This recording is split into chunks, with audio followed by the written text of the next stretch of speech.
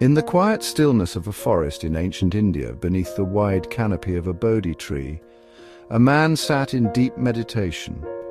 His eyes were closed, but his awareness stretched beyond thought. This man was Siddhartha Gautama, the one we now know as the Buddha. He had seen the world in all its forms: wealth and poverty, comfort and suffering, love and loss. And through it all he had come to understand a single profound truth: that attachment is the root of suffering. The art of detachment isn't about indifference. It's not the absence of care. It's not emotional numbness or isolation. It is instead a clear-eyed way of seeing the world as it truly is. A practice of inner freedom, a gentle, steady release of the need to cling to outcomes, to people, to identities, to fleeting moments. Buddha taught that everything is impermanent, everything changes. Your body, your thoughts, your emotions, your possessions, your relationships, none of them last forever. They are like clouds passing through the sky, beautiful, mysterious, even powerful at times, but never still. And when we forget this, when we hold on tightly to what cannot stay, we suffer. It is human nature to grasp, to hold on, to want things to stay just as they are when they are good, or to push things away when they're painful. But detachment invites a different path, a middle path. It asks us to sit with what is, without needing to possess it or reject it. It's a quiet strength, a kind of spiritual elegance. The Buddha used the analogy of a lute. If the strings are too tight, they will snap.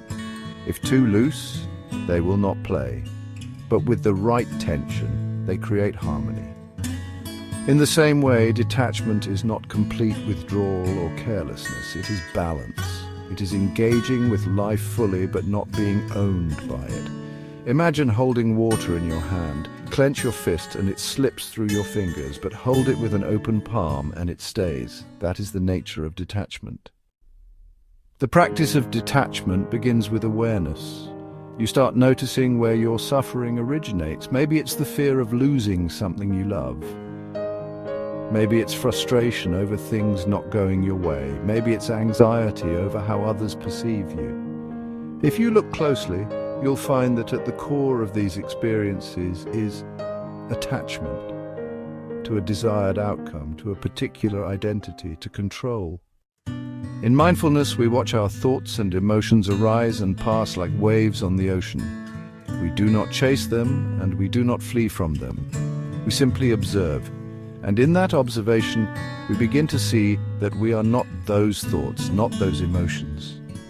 We are the awareness beneath them, the sky, not the storm.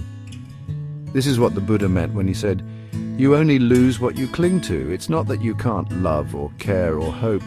It's that you do so with an open hand, knowing that everything in life is borrowed.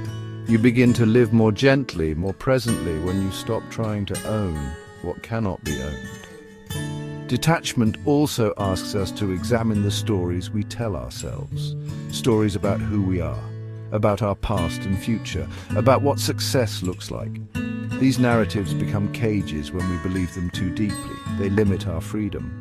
But when we hold them lightly, we realize we can always step outside of them. We are not fixed, we are not static, we are always becoming.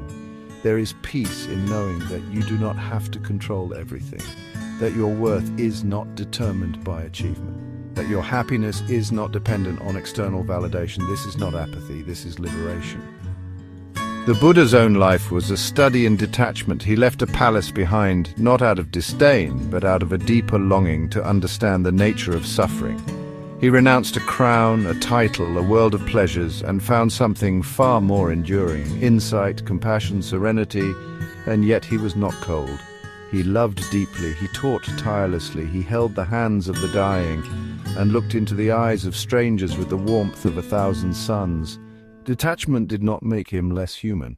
It made him more present, more available to each moment, to each soul. In our modern lives, detachment might look different. It might mean letting go of a grudge you've carried for years. It might mean accepting the end of a relationship without bitterness. It might mean being okay with not knowing what comes next. It might mean stepping back from the noise of social media or choosing simplicity over excess. It could mean pausing before reacting.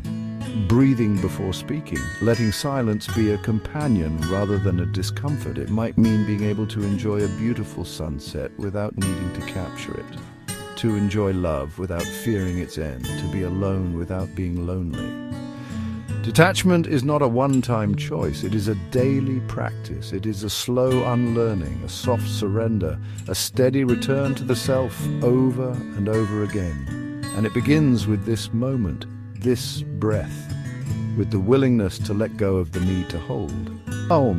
The Buddha taught that freedom doesn't come from having more. It comes from needing less. The less you cling, the more space you create, for peace, for clarity, for love. And as you walk through this life, things will rise and fall, people will come and go, circumstances will change. This is not a tragedy, this is the nature of existence. But if you can meet it all with an open heart, if you can greet impermanence not as a thief but as a teacher, then suffering loses its grip. The art of detachment is not about losing yourself, it's about returning to yourself. Beneath the cravings, beneath the fears, beneath the noise, there is something still and spacious and free. And when you touch that place, even for a moment, you understand what the Buddha meant when he said, "Peace comes from within. Do not seek it without." So let go, not of love, not of joy, not of connection, but of the illusion that you can hold on to what is ever-changing. Walk gently, breathe deeply, love fully, but hold lightly, because in the end, the art of detachment is the art of living well, not from fear, not from control, but from the quiet strength of knowing that you are already enough just as you are.